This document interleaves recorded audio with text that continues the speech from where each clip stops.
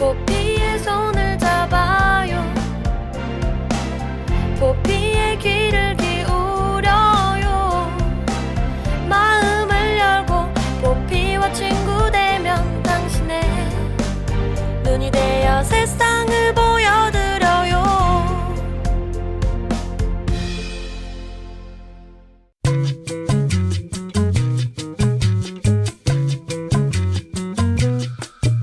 반려동물을 키우는 국내 인구가 1,000만 명이 넘을 것으로 추산되고 있어요. 반려견과 함께 생활하고 있는 사람이라면 한 번쯤 얘도 날 사랑할까라는 궁금증도 생기는데요. 말 대신 몸짓과 행동으로 보내는 반려견의 사인을 견주들이 다 해석하기는 힘들기 때문이에요. 네, 그렇다면 그들의 사랑을 어떻게 확인할 수 있을까요? 강아지가 보내는 사랑과 애정의 표시가 있다고 하는데요. 먼저 강아지는 포옹은 좋아하지 않지만 곁에 있는 건 좋아한다고 해요. 그래서 강아지가 곁에 바싹 다가와 앉거나 무릎에 올라오는 거, 그리고 밤에 잘 때 침대에서 같이 자려는 행동은 주인을 사랑한다는 뜻이라고 합니다. 그리고 공이나 장난감들을 던졌는데 끊임없이 물고 오는 등 강아지가 보이는 반복적인 행동도 호감을 나타내는 거라고 하는데요. 함께하는 사람과 노는 즐거움을 계속 느끼고 싶다는 뜻이기 때문이죠. 강아지가 빤히 쳐다보며 눈 맞추는 행동은 사랑과 신뢰의 표현입니다.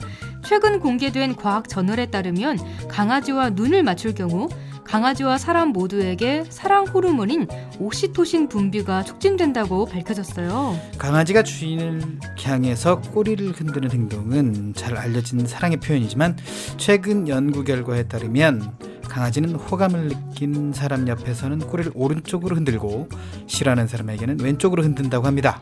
네, 지금 반려견과 함께 있다면 반려견의 행동을 한번 자세히 살펴봐 주세요. 온몸으로 당신에게 사랑을 표현하고 있을지도 모릅니다.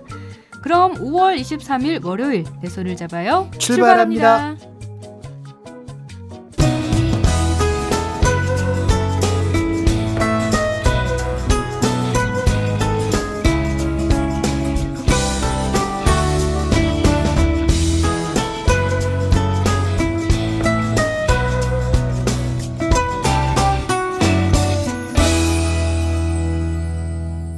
안녕하세요. 내 손을 잡아요 진행의 권순철입니다. 안녕하세요. 홍옥입니다. 네, 강아지, 고양이 이야기를 좀 해드렸습니다. 네.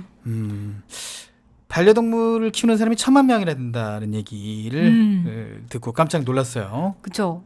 그러니까 우리나라의 5분의 1 정도 되는 인구가 네. 반려동물을 키운다는 거잖아요. 주위에 뭐 패친이든 뭐 인스타 친구든 뭐 반려동물 키우는 친구들이 사람 있겠죠. 엄청 많죠. 네. 그러니까. 강아지는 뭐 물론 많고 요즘은 고양이도 참 많아졌고. 네.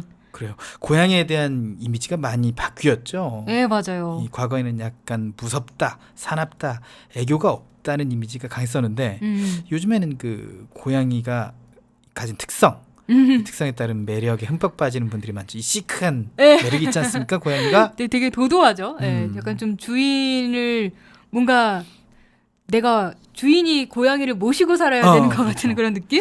고양이가 말이죠. 그게 좋은 것 같아요. 자기 배설물은 자기가 가린다. 아, 그래요? 판만 깔아주면. 아. 뭐 흙 이런 것만 깔아주면 네네. 자기가 알아서 하고 자기가 씻고 이런 걸 다 해요. 아, 그래요? 개하고는 달라요.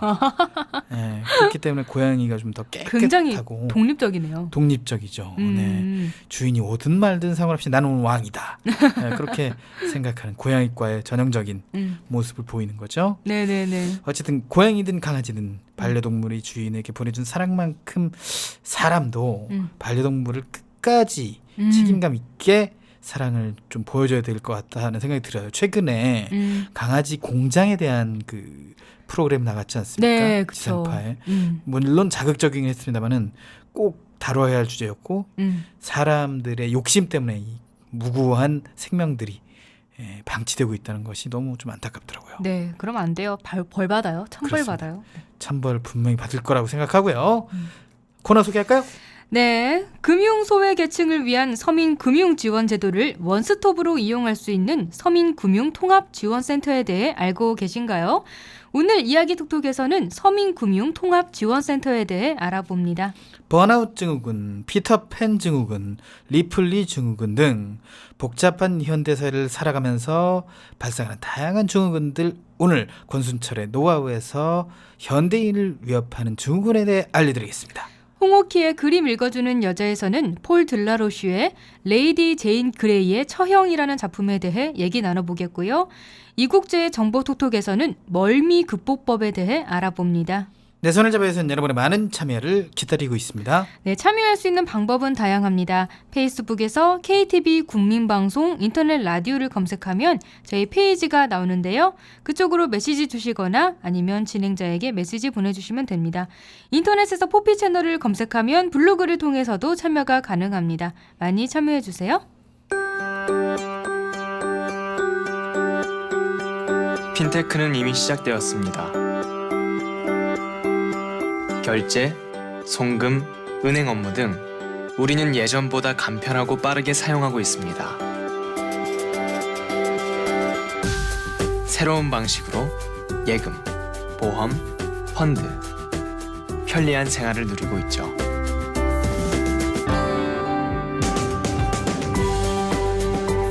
핀테크, 이제 생활입니다. 금융개혁은 이미 시작되었습니다.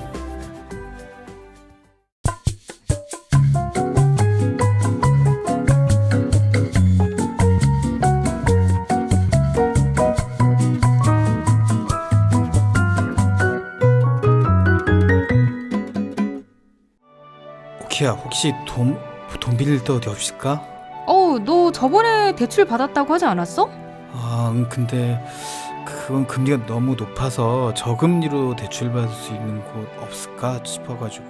근데 어디 가서 알아봐야 될지 모르겠어. 그러면 서민금융지원제도 이거 어떨까? 한번 이용해봐. 뭐? 서민금융지원제도? 그런 게 있었어? 이게 그 10% 이하의 저금리로 서민들에게 금융 지원을 해주는 제도인데 뭐 새희망 홀씨 대출이라든지 미소금융이라든지 햇살론, 바꿔드림론 이런 게 있다네. 와, 종류도 많네. 난 어떤 걸 받아야지? 그럴 때는 그 서민금융통합지원센터라는 데가 있는데 거기를 가보면 된대. 여기서 상담이랑 심사랑 지원까지 다 할 수 있다는데? 그렇구나.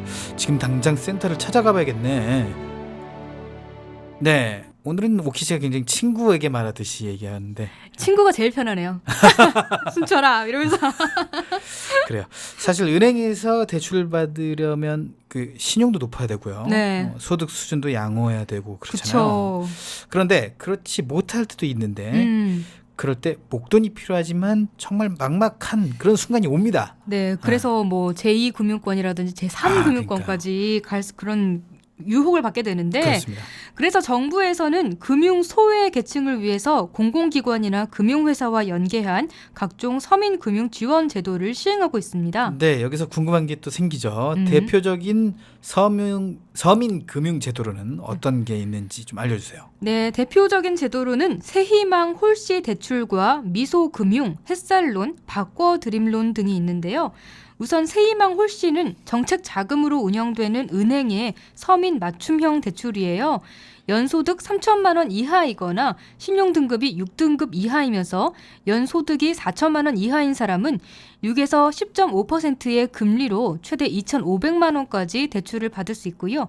대출금을 성실히 납부할 경우에는 최대 2.85%의 금리 감면 혜택도 주어집니다. 그렇군요. 특히 영세 자영업자들에게 더 필요한 내용일 것 같은데요. 네. 이 영세 자영업자들을 위한 지원 제도 있을까요? 네, 새희망 홀씨가 일반인을 위한 것이라면 미소금융은 영세 자영업자를 위한 창업, 운영자금 지원 제도인데요. 신용등급이 7등급이거나 금융거래가 없는 무등급이면 사업 운영자금으로 최대 2천만 원, 창업자금으로 최대 7천만 원까지 연 4.5%로 무보증, 무담보로 대출을 받을 수가 있고요. 대출 상환 기간은 최대 5년이라고 합니다. 미소금융을 성실히 납부할 경우에는 의료비 등 긴급 생계 자금을 최대 500만 원까지도 지원받을 수 있다고 합니다. 자, 그렇다면 햇살론은 어떤 건가요? 네, 햇살론은 신용보증재단과 연계해서 제2금융권인 농협이나 신협, 새마을금고, 저축은행, 산림조합, 수협 등에서 대출을 받을 수 있는 상품인데요. 신용보증재단 중앙회나 지역 신용보증재단에서 보증서를 발급받으면 사업 운영 자금과 창업 자금, 생계 자금 등의 용도로 대출을 받을 수가 있습니다. 대출 금리는 6에서 10.5%고요.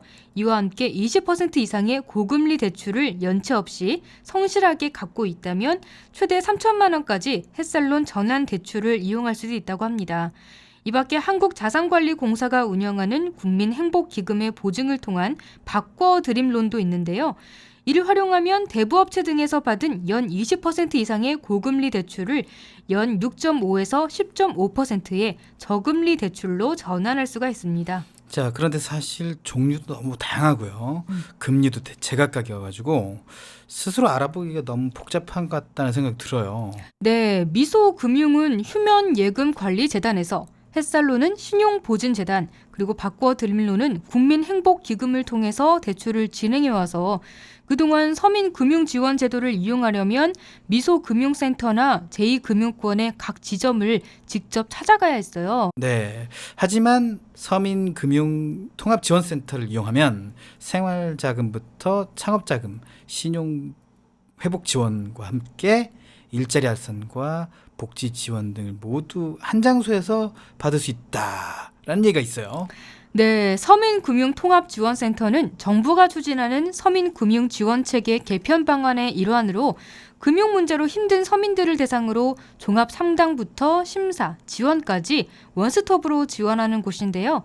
센터를 방문하면 서민금융 유관기관은 물론 저축은행도 참여해서 다양한 금융 지원에 대한 상담을 받을 수 있고, 더 이상의 대출이 어려운 경우에는 신용회복위원회에서 채무 조정 여부도 판단해서 진행하게 돼요.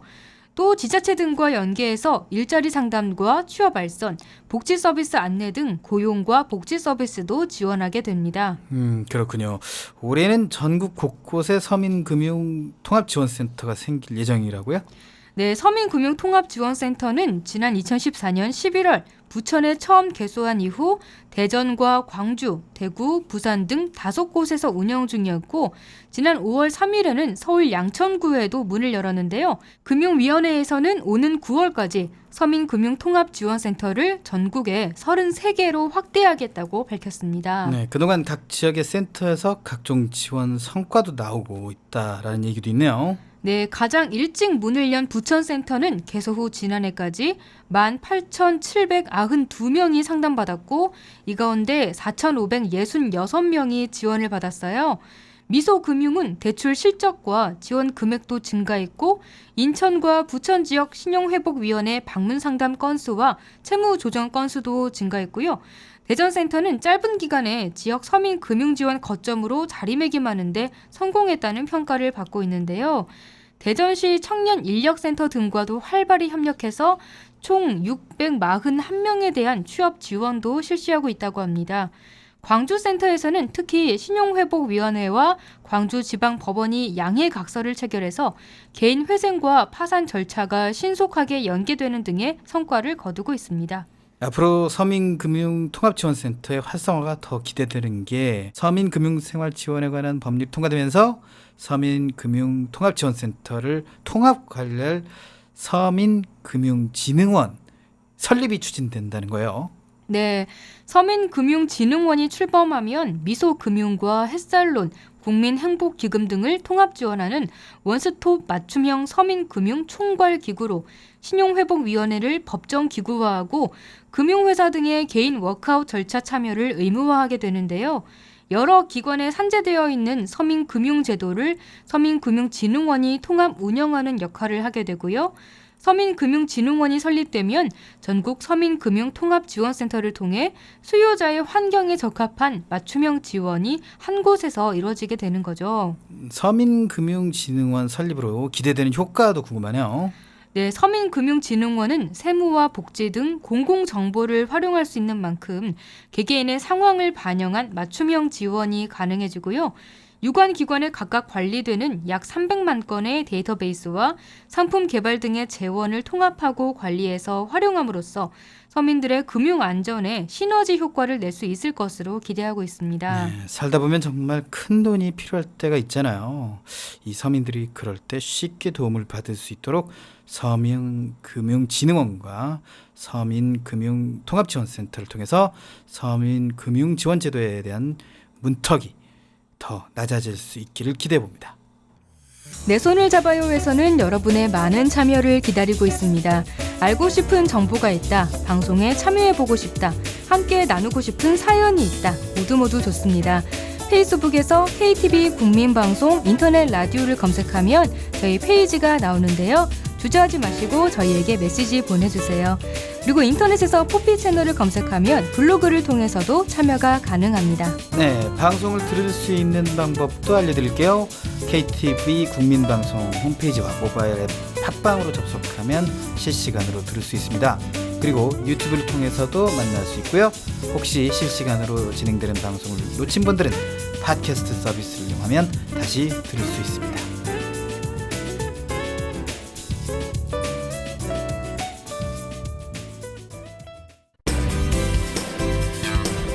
창업자들을 위한 열린 공간입니다. 그래서 창업을 꿈꾸는 분들, 스타트업을 시작하시는 분들, 그 사업이 잘 정착할 수 있도록 저희가 도와주는 이런 창업 지원 공간이고, 저희가 이제 멘토링을 해드립니다. 그래서 이 사업이 시장에서 지속 성장 가능한지 저희가 가이드 해드리고, 실전 창업 교육도 저희가 시켜드리고요.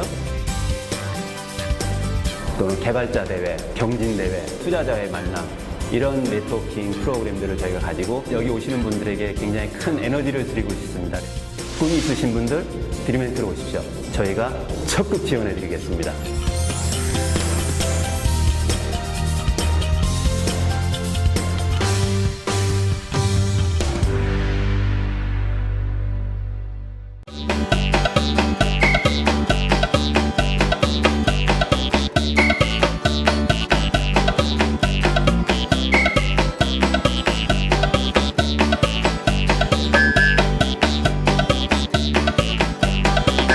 여러분 지금 KTV 포피 채널 내 손을 잡아요를 함께하고 계십니다. 네, 이번 시간은 권순철의 노하우입니다. 오키 씨, 이번 프로젝트는 오키 씨가 맡아서 해줘. 팀장님, 이번 프로젝트 저는 좀 빠지면 안 될까요? 아니 왜? 오키 씨는 그 항상 중요한 프로젝트에서는 빠지지 않았잖아. 스스로 나서서 한던 사람이 갑자기 왜 그래? 저도 모르겠어요. 그냥 아무것도 하고 싶지 않아요. 아, 오키 씨 혹시 번아웃 증후군에 걸린 거 아니야? 번아웃 증후군요? 한 가지 일에 몰두하던 사람이 어느 순간 정신적으로 신체적으로 에너지가 모두 소진되면서 무기력해지는 증상을 말하거든. 제가 딱 그런 것 같아요. 아이고 오키 씨 그럼 쉬어야 돼. 빨리 연차내. 이 번아웃 증후군은 쉬는 게 약이야. 그럼 저 연차 결제 좀 해주세요. 네, 오키 씨는 연차를 썼습니다. 이때다 하고. 이때다고 연차를 썼다고 합니다. 네, 꽁트가 쉽게 마무리되네요. 어쨌든 번아웃 증후군 오키 씨가 들어본 적이 있나요? 생전 처음 들어봤어요. 이런 것도 있군요. 갑자기 무기력해질 수가 있나요? 번아웃은 사람이? 무슨 전자기기에서나 나오는 거 아닐까 그런 생각을 했었단 말이죠, 그죠? 사람들이 이렇게 약간 좀 방전. 그렇게 될 수가 있나 봐요. 번아웃 증후군은 한 가지 일에 몰두하던 사람이 어느 순간 정신적으로나 신체적으로 에너지가 모두 소진돼서 무기력해지는 순간을 말을 하는데요. 경무에 시달리는 직장인에게 자주 나타나서 직장인 번아웃 증후군이라고 불리기도 한다고 합니다. 이 번아웃 증후군은 주로 이상이 높고 자기 일에 열정을 쏟는 적극적인 성격의 사람이나 지나치게 적응력이 강한 사람에게 나타날 수 있는데요. 일과 삶에 보람을 느끼다가 돌연 보람과 성취감을 잊고 슬럼프에 빠지는 거죠. 그러면 이 번아웃 증후군의 구체적인 증상이 어떻게 되나요? 번아웃 증후군이 나타나면 의욕이 저하되고 성취감이 안 느껴지고 공감 능력이 떨어지는 증상이 나타나는데요. 그 뒤에는 모든 일을 그만두고 싶다라는 생각이 들다가 예전에는 기뻤던 일이 더 이상 기쁘게 느껴지지 않는 지경에 이른다고 합니다. 불면증이나 과다수면증 등을 유발할 수도 있고요. 회사나 학교 밖에서는 활기차지만 출근, 등교만 하면 무기력하고 우울해지기도 한다고 해요. 배가 고프지 않아도 끊임없이 먹고 싶고 먹고 난 후에 후회하는 것도 번아웃 증후군 증상 중에 하나라고 합니다. 뭐 그냥 단순히 무기력한 게 다가 아니라 정말 다양한 증상이 있었네요. 그렇습니다. 그러면 이 번아웃 증후군에서 벗어날 수 있는 방법도 있겠죠? 네, 번아웃 증후군은 질병이 아니기 때문에 병원 치료를 받지 않아도 노력하면 극복할 수가 있어요. 번아웃 증후군이 의심된다면 업무 도중에 잠깐씩 휴식을 취하는 게 좋고요. 퇴근 후에는 영화를 보거나 취미 생활을 갖는 게 도움이 된다고 해요. 그리고 꾸준한 운동이 번아웃 증후군 예방에 도움이 된다는 연구 결과도 있다고 합니다. 네, 역시 일이든 뭐든 적당히 휴식을 취하면서 하는 게 중요한 것 같아요. 그렇습니다. 번아웃 증후군은 너무 책임감이 투철해서 생기는 증후군이라면 책임감이 없어서 생기는 증후군도 있어요. 그런 것도 있나요? 네, 바로 피터팬 증후군인데요. 피터팬 증후군은 책임지는 상황을 회피하고 싶은 마음이 커서 어른아이에 머물 때 이들을 피터팬이라고 부르는 건데요. 미국의 임상심리학자 댄 카일리가 몸은 어른이지만 어른의 세계에 끼지 못하는 어른아이가 늘어나는 사회 현상을 반영해서 피터팬 증후군이라고 이름 붙였다고 합니다. 네, 피터팬 증후군은 종종 좀 들어본 이름인 것 같아요. 네, 요즘 피터팬 같은 어른아이들이 점차 많아지고 있어요. 많아요. 막 수강 신청 엄마들이 대신 해준다던가. 그런 거. 이런 거 걱증인데 전 중증도 봤습니다. 진짜 아이 같아가지고 동요를 좋아하고 그런 분들 있습니다. 자, 중증, 경증, 피터팬 증후군 가지신 분들 분명히 있다고 생각이 들고요. 피터팬인지 아닌지 내가 피터팬인지 궁금하지 않으십니까? 궁금해요. 네. 그래서 피터팬 증후군 자가 테스트를 준비했어요. 네. 각 항목을 그렇다는 2점, 보통이다 1점, 아니다 0점으로 계산해서 점수를 합산해 주시면 됩니다. 오키 씨가 중점적으로 한번 테스트를 해볼 테니까 한번 표시를 해보시죠. 여기 문항이 많아가지고요. 여러분도 엄청 많네요. 네. 천천히 이거 들어가시면서 표기를 한번 해보시는 거 어떨까요? 왜냐면 저희는 녹음 방송이니까요. 팟캐스트로 들으시는 분들은 정지했다가 또 들으시면 될 것 같아요. 자, 시작합니다. 기념일을 잘 기억하지 못한다. 모임에서 돋보이기 위해 노력한다. 자신과 관련된 사람이 불만을 표현하기 전까지는 관심을 잘 갖지 않는다. 자신의 주장과 다른 이야기는 잘 듣지 않는다. 자신이 실수했음에도 변명을 늘어놓는다. 타인에게는 배려하지만 가족이나 배우자에게는 잘 배려하지 않는다. 자신의 감정을 표현하는 법을 잘 모르거나 서툴다. 부모님과의 사이가 멀다. 화를 잘 낸다. 재미있는 것이 있으면 보고 또 본다. 자신이 좋아하지 않는 일이나 공부를 부모님들에 의해서 하고 있다. 자신이 좋아하는 사람 때문에 부모와 트러블을 겪은 적이 있다. 여성과 남성의 일을 구분한다. 허풍이 심하다. 자신의 부족한 점을 남에게 잘 이야기하지 않는다. 감정적이다. 새로운 변화를 싫어한다. 성실함이 결여돼 있다. 자기가 하고 싶은 일만 한다. 상대방을 배려하지 않는 언행과 말투를 가지고 있다. 자, 여러분은 몇 점 나왔나요? 알아서 얘기해 주시고 오키 씨는 몇 점 나왔나요? 저는 18점이 나왔네요. 그래요? 네네. 자, 각 항목에서 합산한 점수가 1에서 10점 정상, 11에서 20점은 피터팬 증후군 증상이 의심되고요. 21점 이상이면 전문가 상담이 필요한 수준이라고 하는데 오키 씨는 약간 가지고 있네요. 충격적인데요? 뭐지? 나 아닌데? 나 피터팬 아니에요. 팅커벨이라면 모를까. 알겠습니다. 중간에 엔진 내고 싶은 그런 충동이 들지만 네. 아무튼 이상한데 저는 정상이라고 저는 믿고 싶습니다. 네, 어쨌든 18점이 나왔다고 하네요. 네. 저도 차근차근 한번 해보고 나중에 SNS로 알려드리도록 하고요. 네. 자, 이 밖에도 오키 씨는 또 어떤 증후군이 좀 떠오릅니까? 이거 제가 옛날에 드라마로 본 적이 있거든요. 이 관련된 소재에 관해서 되게 저런 게 있었구나라고 신기하게 봤던 적이 있어요. 바로 리플리 증후군이라고. 네. 옛날에 이다혜 씨가 주인공을 했던 드라마예요. 네, 완전 잘 기억하고 있죠? 맞네요. 네. 이 리플리 증후군은 자신의 현실을 부정하면서요, 마음속으로 꿈꾸는 허구의 세계를 진실이라 믿고 거짓된 말과 행동을 반복하게 되는 반사회적 성격자기를 뜻하는 용어인데요. 리플리병 또는 리플리 효과라고 부르기도 합니다. 이게 성취 욕구는 강한데 그것을 현실에서 이룰 수 없는 문제에 직면했을 때 많이 발생한다고 하고요. 자신의 욕구를 충족시킬 수 없어서 열등감과 피해의식에 시달리다가 상습적이고 반복적인 거짓말을 일삼으면서 이를 진실로 믿고 행동하게 된다고 합니다. 리플리 증후군은 미국의 여류소설가 패트리샤 하이스미스가 쓴 재능 있는 리플리 씨라는 소설에 나오는 주인공의 이름에서 유래했다고 합니다. 네. 재능이 많이 있었나요? 거짓말하는 재능. 그런가 보네요. 그러면 리플리 증후군의 가장 두드러진 증상이 거짓말이겠죠? 네, 맞습니다. 리플리 증후군의 대표적인 증상은 바로 거짓말을 반복하는 건데요. 보통 거짓말은 책임을 회피하거나 잘못을 은폐하기 위해 하는 경우가 많잖아요. 네네. 하지만 리플리 증후군은 자신이 만들어낸 거짓말을 진실이라고 생각하기 때문에 시선 회피나 목소리 떨림 등 거짓말을 할 때 보이는 반응이 전혀 나타나지 않아요. 얼마나 무섭습니까? 이게? 그러니까요. 와, 거짓말을 하면서도 거짓말하는지 모르고 하는 거잖아요. 그러니까. 뭐 자기는 아는데 이걸 진실이라고 믿고 그냥 하는 거예요. 그러니까 당당하다 이거죠. 이 거짓이 밝혀져도요, 받아들이지 못하고 오히려 화를 내거나 상대를 설득하려고 한다고 합니다. 네, 이건 진짜 무서운 것 같아요. 그런 사람 몇몇 있는데 경증도 있어요, 사실. 어떻게 보면. 저 이것도 또 18점 남는 거 아니에요? 이러다가. 아닙니다. 오키 씨는 확실히 아닌 것 같습니다.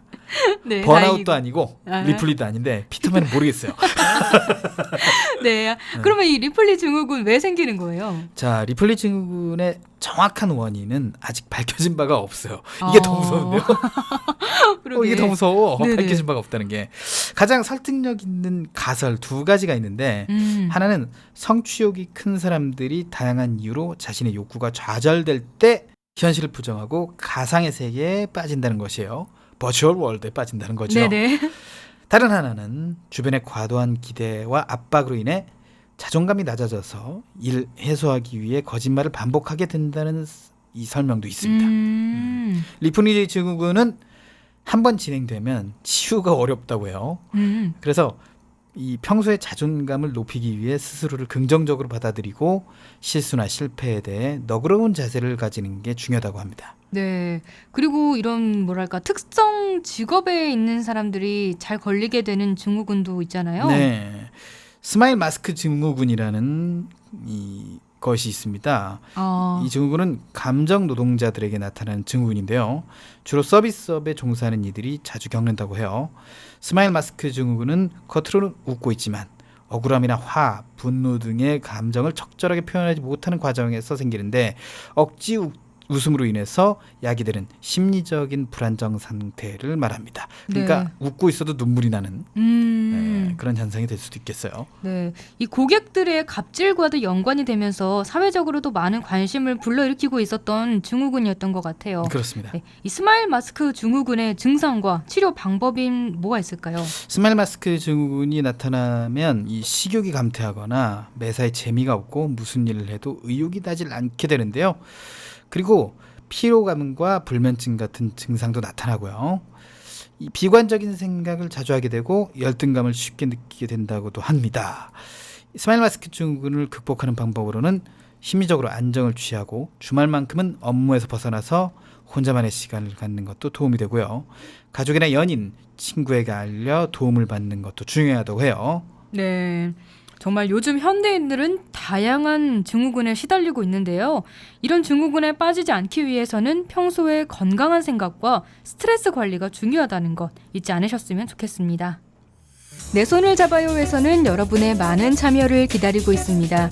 알고 싶은 정보가 있다, 방송에 참여해보고 싶다, 함께 나누고 싶은 사연이 있다, 모두 좋습니다. 페이스북에서 KTV 국민방송 인터넷 라디오를 검색하면 저희 페이지가 나오는데요. 주저하지 마시고 저희에게 메시지 보내주세요. 그리고 인터넷에서 포피 채널을 검색하면 블로그를 통해서도 참여가 가능합니다. 네, 방송을 들을 수 있는 방법도 알려드릴게요. KTV 국민방송 홈페이지와 모바일 앱 팟빵으로 접속하면 실시간으로 들을 수 있습니다. 그리고 유튜브를 통해서도 만날 수 있고요. 혹시 실시간으로 진행되는 방송을 놓친 분들은 팟캐스트 서비스를 이용하면 다시 들을 수 있습니다.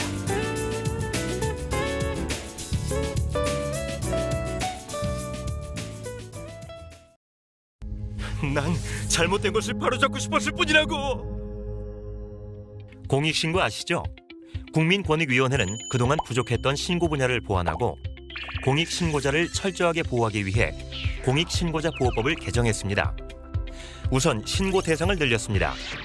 안전이나 건강 등 국민 생활과 관련이 있는 99개 법률을 공익신고 보호 대상으로 추가했고, 특별보호 조치를 신설해 내부 공익신고자를 철저히 보호합니다.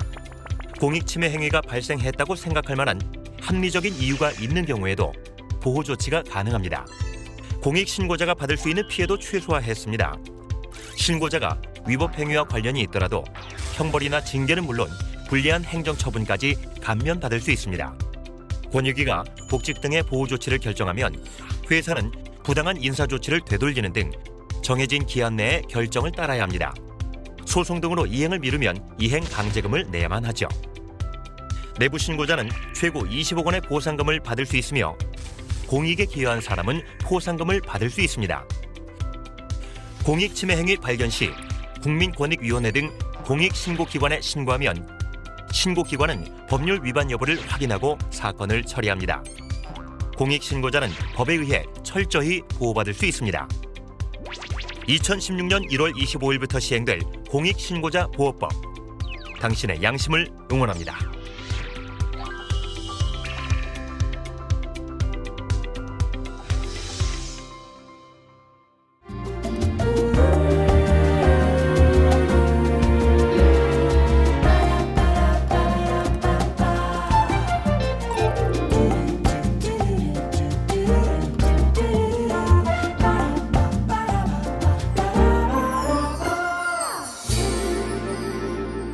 네, 이번 시간 그림 읽어주는 여자입니다. 오늘은 어떤 명언을 만나볼까요? 네, 오늘은 폴 들라로슈의 레이디 제인 그레이의 처형이라는 작품입니다.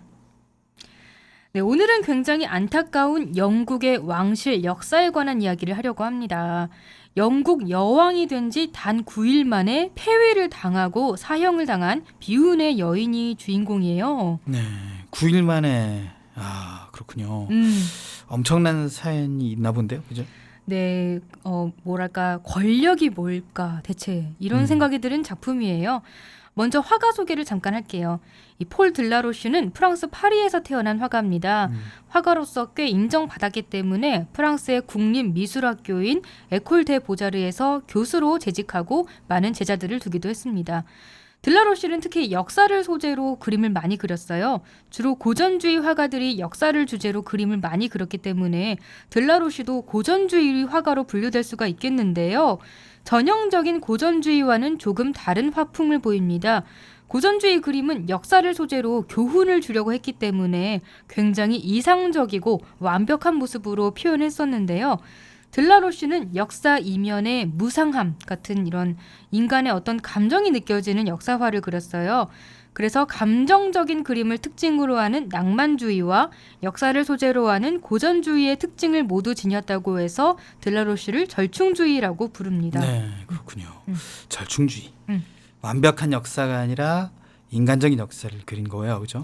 네, 그런 거죠. 이 들라로슈의 이런 인간적인 역사를 그린 그림은 신흥 부르주아에게 굉장히 많은 사랑을 받았다고 해요. 그래서 인기가 있었다고 하는데요. 근데 이 화가에 대해서는 이 정도로만 알려져 있더라고요. 자세하게 알려져 있는 건 없고. 그래서 오늘은 작품 얘기를 자세하게 하려고 합니다. 작품 얘기. 네, 레이디 제인 그레이의 처형은 영국 왕가의 딸로 태어난 제인 그레이에 관한 이야기예요. 네. 잘은 모르지만 영국 왕실도 굉장히 복잡한 역사를 가지고 있는 것 같다는 생각이 듭니다. 조선 왕조도 그랬거든요. 네, 그렇죠. 우리나라 조선 왕실 역사에서 사도세자가 뒤주 속에 갇혀 죽은 이유가 붕당 정치와도 관련이 깊잖아요. 네. 그래서 서로 이렇게 세력이 나눠지면서 그렇죠. 어떤 사람은 사도세자 파였고 어떤 사람은 아니었는데 그래서 노론과 서론 말했죠. 이렇게 싸웠던 거잖아요. 이렇게 권력 간 세력 다툼으로 억울한 희생자가 생긴 건데요. 그런데 사람의 이런 역사, 권력 투쟁 같은 거는 뭐 어디를 가든지 다 비슷한 상황이 생기는 그렇죠. 것 같아요. 네, 맞습니다. 이 사도세자 이야기와 아주 똑같은 건 아니지만 제인 그레이가 죽은 이유도 권력 다툼과 그리고 종교 때문이었어요. 여기서 그나마 우리에게 꽤 익숙한 영국의 왕 이름이 살짝 나옵니다. 헨리 8세라고 아시나요? 잘 몰라요. 네, 좀 그렇죠. 헨리 8세라고 하면 잘 모르겠는데 이렇게 얘기하면 어디서 들어봤다라고 하실지도 몰라요. 아내가 있었지만 다른 여자와 결혼하고 싶어서 영국의 국교까지 바꾸고 이혼을 한 다음에 마침내 다른 여자와 결혼했는데 그 여자와도 1000일을 넘지 못하고 다른 아내를 다시 맞이한 왕. 이 두 번째 여자 이름이 앤 불린이기 때문에 1000일의 앤이라고도 불리죠. 이렇게 굉장히 흥미로운 이야기이기 때문에 영화와 드라마로도 많이 만들어져서 우리나라 사람들에게도 익숙한 왕이에요. 여기까지는 전혀 아 그래요? 좀 외국 드라마 이런 영화 잘 잘 안 안 보는데. 보시는구나. 네네네. 저는 이 드라마 같은 걸로 많이 봤었거든요. 이 제인 그레이가 죽게 된 이유가 헨리 8세로부터 비롯된 종교 문제와 관련이 깊어서요. 그래서 여기서부터 헨리 8세부터 설명을 해드려야 할 것 같아요. 헨리 8세의 첫 번째 부인은 캐서린이었어요. 캐서린은 스페인의 공주였는데요. 원래 왕위 계승자이자 헨리 8세의 형이었던 아서 왕자와 결혼을 했었어요. 그런데 결혼한 지 몇 달 만에 아서가 죽고 맙니다. 그래서 영국과 스페인은요 서로 합의하에 아서와 캐서린의 결혼을 무효로 하고 동생 헨리와 다시 약혼을 시켜요. 그래서 헨리 8세는 아버지가 죽은 후 왕이 되면서 자신보다 6살 많은 캐서린과 결혼하고 왕비로 맞이합니다. 예, 형수님이랑 결혼을 한 격이 되는 거죠. 네, 그런 거죠. 비록 몇 달을 살았더라도 어쨌든 형수님이 은근 형수님인 거잖아요. 그렇죠. 네, 그래도 사이는 꽤 좋았어요. 그런데 문제는요. 캐서린이 왕자를 못 낳고 딸만 낳았다는 거예요.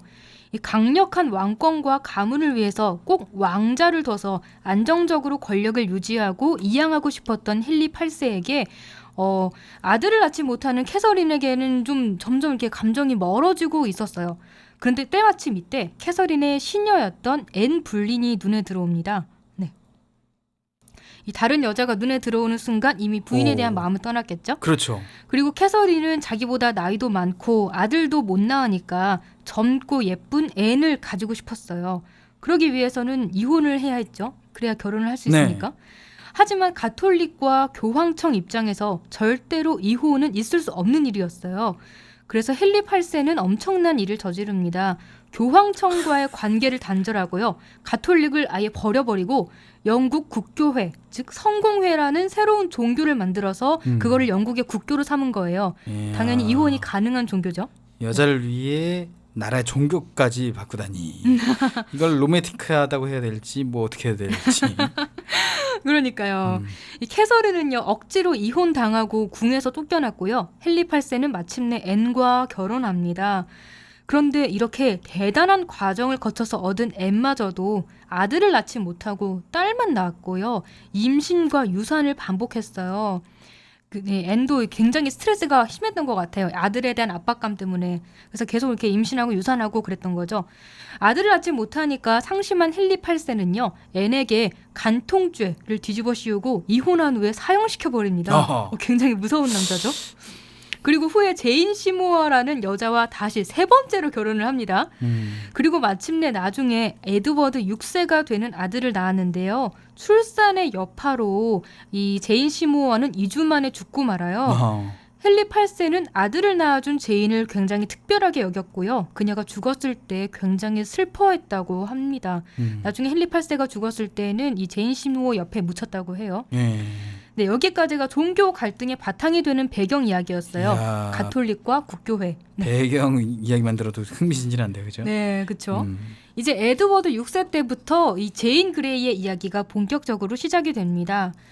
이 에드워드 6세도 몸이 약했어요. 그래서 헨리 8세는 만약 에드워드 6세가 후사가 없이 죽는다면 첫 번째 왕비 캐서린으로부터 얻은 딸 메리를 서열 1위의 왕위 계승자로, 그리고 두 번째 왕비 앤으로부터 얻은 딸 엘리자베스를 서열 2위로 정합니다. 그리고 에드워드 6세는 정말로 왕이 된 지 6년 만에 16살의 나이로 후사 없이 죽어요. 그렇군요. 그러면 메리가 여왕이 돼야 되겠네요. 그죠? 네, 그게 자연스러운 순리죠. 그런데 메리는요. 스페인의 공주였던 캐서린의 딸이었잖아요. 당시 스페인은 가톨릭을 국교로 하고 있었기 때문에 캐서린과 딸 메리까지 독실한 가톨릭 신자였어요. 그래서 메리가 여왕이 될 경우 헨리 8세가 만든 성공회에 대한 탄압이 있겠다라는 거는 누구나 다 예상하는 수순이었어요. 그래서 성공회 쪽 귀족들은요, 메리 대신 성공회를 믿는 다른 왕족을 왕으로 앉힐 계획을 세웁니다. 바로 그게 제인 그레이였어요. 제인 그레이는요, 헨리 8세 여동생 메리 튜더의 외손녀였습니다. 그렇군요. 왕족이긴 한데 적자로는 좀 거리가 먼 사람 같아요, 그죠? 헨리 8세의 딸들도 있는데, 그렇죠? 근데 네, 헨리 8세의 왕이 되지 여동생의 못하고 외손녀는 좀 뭐 멀죠. 네. 적자가 아닌 거 아니에요, 그죠? 네, 보통의 경우라면 왕으로 언급되기 힘든 서열이죠. 그렇죠. 헨리 8세의 적자가 멀쩡히 살아있는데 아무리 딸이라도. 그런데 제인의 부모는 권력에 대한 야심이 대단한 부모였어요. 그래서 딸을 권력을 얻을 도구로만 여겼어요. 이 귀족 여인이 될 만한 품위를 기르기 위해서 어렸을 때부터 정말 혹독하게 가르치고 학대까지 했다고 합니다. 그래서 제인은 부모의 사랑을 받지 못하고 불우한 어린 시절을 보내야 했는데요. 이 제인의 부모는 나중에 권력가였던 노선벌랜드 공작의 아들과 제인을 결혼시켜요. 이 노선벌랜드 공작은 성공회 쪽 사람이기도 했고 며느리의 왕족 신분을 이용해서 외척이 되려고 어린 에드워드 6세를 꼬셔서 메리 대신 제인을 여왕으로 앉히라고 종용을 합니다. 결국 에드워드 6세는 메리는 가톨릭 신자니까 안 된다라는 노선벌랜드의 말에 넘어가서 자신의 뒤를 이을 사람으로 성공회를 믿는 제인을 지목했어요. 이 제인은 자신의 뜻과는 다르게 영국의 여왕이 됩니다. 이때 나이가 16살이었어요. 어른들 욕망이 좀 문제라고 보여줄 수 있겠어요, 이게. 네. 아무것도 모르는 사람이 이렇게 16살에. 그렇죠, 그렇죠. 그러니까 제인은 정말로 여왕이 되고 싶지 않았거든요. 그렇죠. 제인은 메리가 적장자라고 주장했지만 아무도 그녀의 이야기를 들어주지 않았습니다. 그렇게 제인은 얼떨결에 여왕이 됐어요. 하지만 영국의 대중들은요, 적장자인 메리를 더 지지했어요. 이런 영국 대중의 지지와 자신의 더 큰 세력을 등에 업고 메리는 군사를 일으켜서 여왕의 자리를 탈환합니다. 그렇게 해서 제인은 9일 만에 폐위가 되고 만 거죠. 역시 민심이 천심이네요.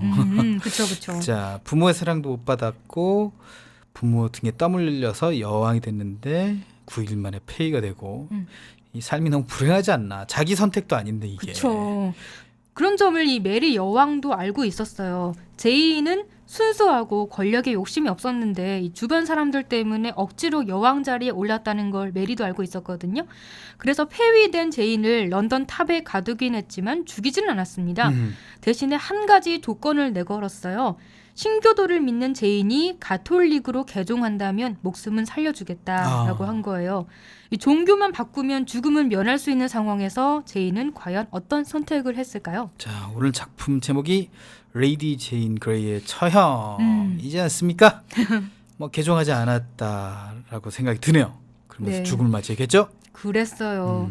제인은 욕심 없고 순수했지만 자신의 신념은 쉽게 버리지 않는 사람이었어요. 순철 씨라면 이 상황에서 어떤 선택을 하실 것 같아요?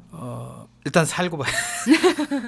그렇죠. 네. 보통 사람이라면 당연히 혹하지 않았을까요? 혹까지는 아니라도 일단 살고 나서 내 신념을 다시 찾기 위해서 노력을 하지 않았을까요? 일단 살기만 하면 그 네. 후일을 도모하면 되니까. 네. 근데 왠지 자기의 종교를 바꾸고 살게 된다면 왠지 살아도 산 것 같지 않은 기분일 것 같기는 해요. 그때 당시에는 그랬을지 모르지만 네, 지금은 시대가 바뀌었습니다. 그렇죠. 저희 둘 다 종교가 없기 때문에 이 종교가 어느 정도의 그런 신념을 가지고 있을지 모르겠어가지고. 신념을 가진 분들은 제가 볼 때 성직자 이상 돼야 하지 않을까 하는 생각도 들고요. 어쨌든 그러네요. 네, 그 정도는 돼야 죽음을 감수하겠죠. 아무래도. 참고로 또 알려드릴 이야기가 있어요. 제인을 폐위시키고 여왕이 된 메리 1세는요. 바로 그 유명한 블러드 메리, 피의 메리입니다. 네, 이 영국을 다시 가톨릭 국가로 만들기 위해서 성공회를 믿는 사람들을 무차별로 다 죽여버렸기 때문에 그런 무시무시한 별명이 붙었어요. 하지만 어려서 부모의 이혼을 경험하고 공주로서 인정받지 못하는 불우한 어린 시절을 보냈기 때문에 엄청난 스트레스에 시달렸던 메리 1세는요. 임신이 되지 않자 상상 임신까지 하는 등 더 많은 스트레스를 받다가 5년 만에 사망을 합니다. 그리고 그녀 역시도 후사가 없었기 때문에 헨리 8세의 두 번째 부인이었던 앤 불린의 딸 엘리자베스가 서열 2위 왕위 계승자로서 다음 여왕이 될 수 있었어요. 그녀가 바로 엘리자베스 1세입니다. 그 유명한 엘리자베스 여왕입니다. 그죠? 네, 엘리자베스는요 스페인과의 전쟁에 승리하면서 성공회를 정착시키고 또 영국의 전성기를 이끌면서 훌륭한 여왕 베스라는 찬양까지 받았어요. 그리고 또 셰익스피어도 이때 등장한 작가이기 때문에 문화적으로도 영국의 르네상스를 이루었다는 평가를 받고 있습니다. 네, 오늘은 헨리 8세부터 영국 왕가의 이야기를 자세하게 들을 수 있었어요. 그러면 들라루슈가 그린 레이디 제인 그레이의 처형은 어떤 작품인지 이야기 들어볼까요? 폴 들라루슈는 프랑스의 화가로 그는 역사화를 주로 그렸습니다. 그의 역사화는 많은 인기를 끌었기 때문에 그는 화가로서 성공하면서 프랑스 국립미술학교의 교수가 될 수 있었습니다. 역사를 소재로 그림을 그린 것은 주로 고전주의 화가들의 특징입니다. 하지만 고전주의는 완벽하고 이상적인 역사를 그려서 교훈을 주는 것을 목적으로 합니다. 그러나 들라루슈는 완벽한 역사가 아닌 역사의 이면에 존재하는 무상함, 허무 등 인간적인 감정이 느껴지는 그림을 그렸습니다. 이런 감정적인 낭만주의적 특징 때문에 들라루슈는 고전주의와 낭만주의의 특징이 모두 나타나는 절충주의 화가로 분류됩니다.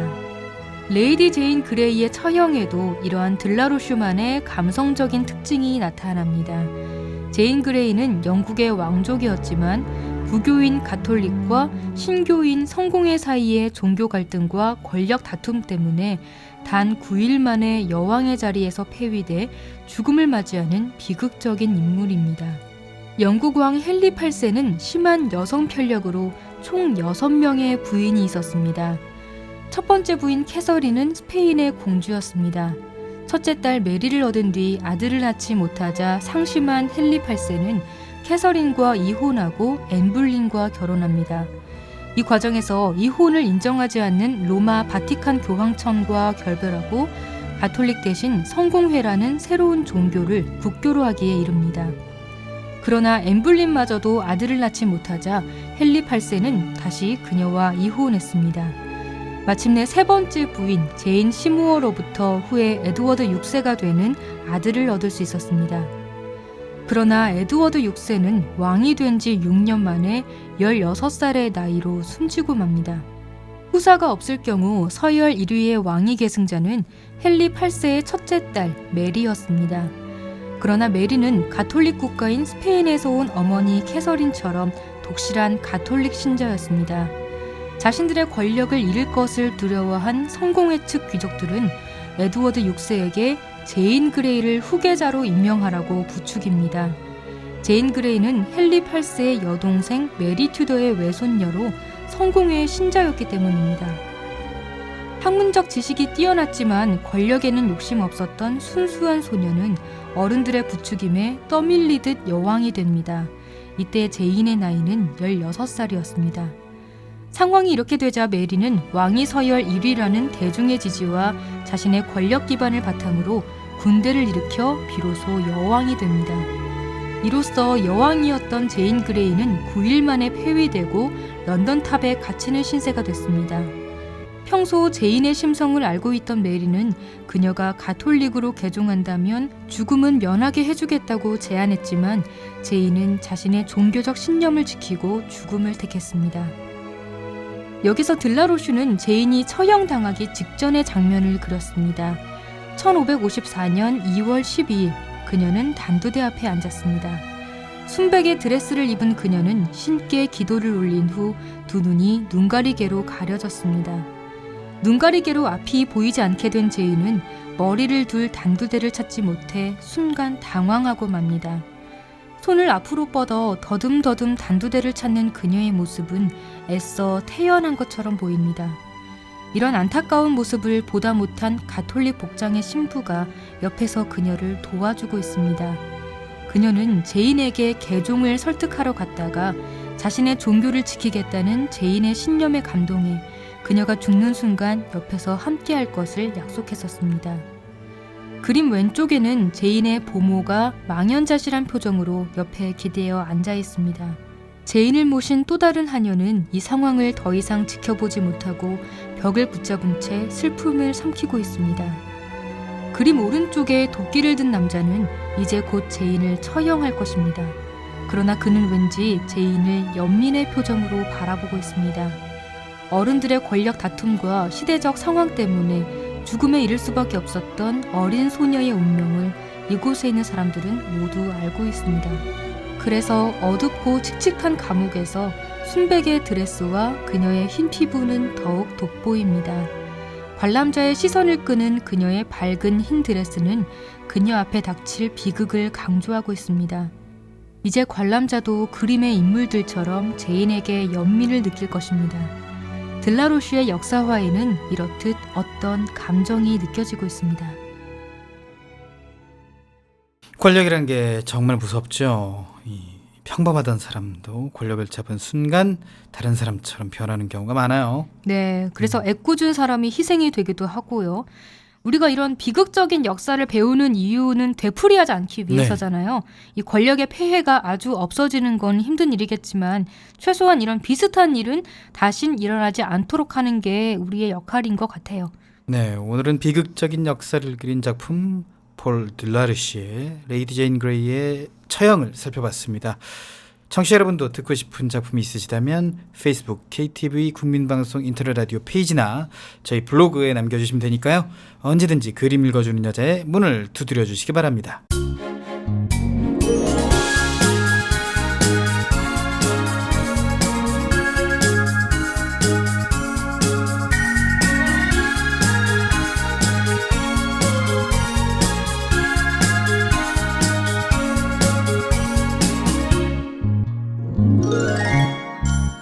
이번 시간은 이국제 정보톡톡입니다. 생활 속 유용한 정보에 대해 소개해드리는데요.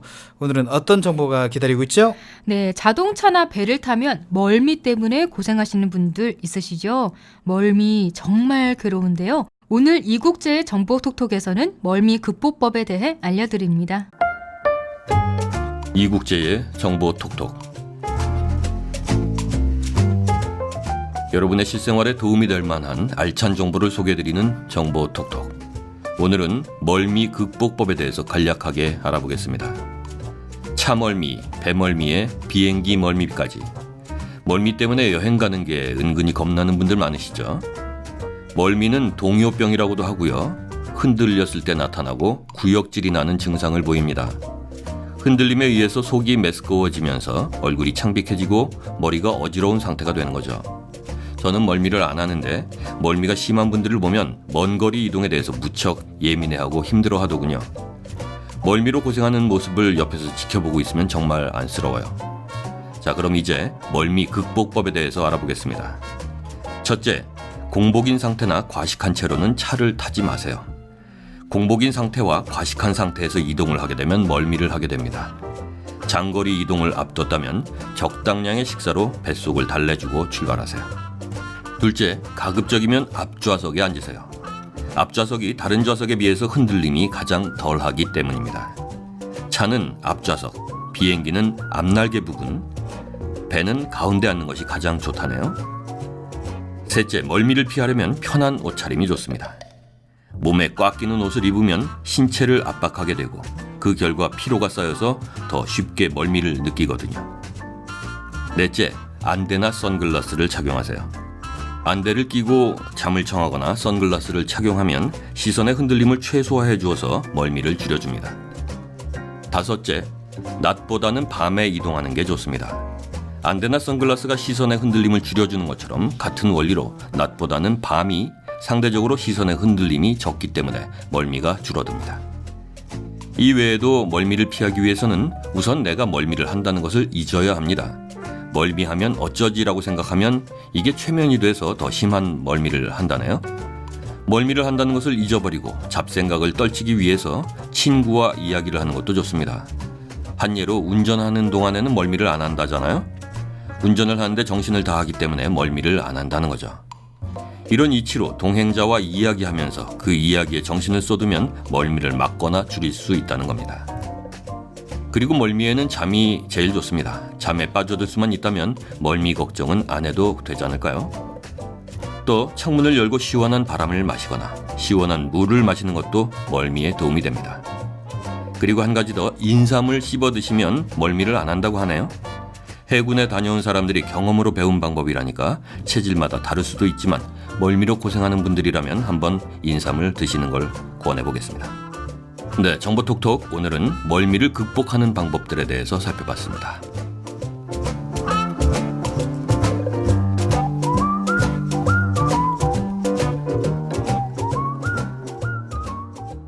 네, 멀미 극복법 중요하니까 다시 좀 알려드려야 될 것 같아요. 네. 첫째, 공복인 상태나 과식한 채로는 차를 타지 마세요. 둘째, 가급적이면 앞좌석에 앉으세요. 셋째, 멀미를 피하려면 편한 옷차림이 좋습니다. 넷째, 안대나 선글라스를 착용하세요. 다섯째, 낮보다는 밤에 이동하는 게 좋습니다. 인삼을 씹어 드시면 멀미를 안 한다고 하기도 하고요. 그죠? 네, 그렇군요. 자, 멀미가 굉장히 좀 심하신 분들은 멀미 때문에 멀리 여행 가는 걸 꺼려할 정도라고 해요. 네, 아무래도 너무 괴로우니까요. 그래도 오늘 알려드린 내용으로 멀미에 대한 두려움을 조금 해소하셨으면 좋겠습니다. 네, 그래요. 배멀미가 제일 심하다니까요. 예방을 철저하시기 바랍니다. 자, 5월 23일 월요일 내 손을 잡아요. 저희가 준비한 소식은 여기까지입니다. 지금까지 진행 권순철, 홍옥희였습니다. 청취자 여러분 고맙습니다.